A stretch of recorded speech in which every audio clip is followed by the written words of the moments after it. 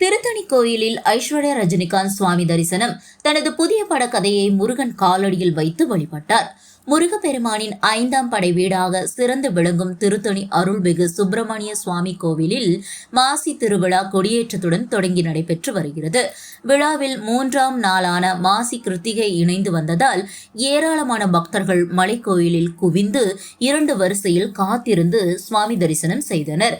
இரவு 8 மணி அளவில் நடிகர் ரஜினிகாந்த் மகள் திரைப்பட இயக்குனர் ஐஸ்வர்யா ரஜினிகாந்த் சுவாமி தரிசனம் செய்ய வருகை தந்தார்.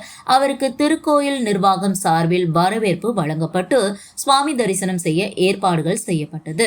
தனது புதிய படக்கதையை முருகப்பெருமான் காலடியில் வைத்து ஐஸ்வர்யா ரஜினிகாந்த் பக்தியுடன் வழிபட்டார்.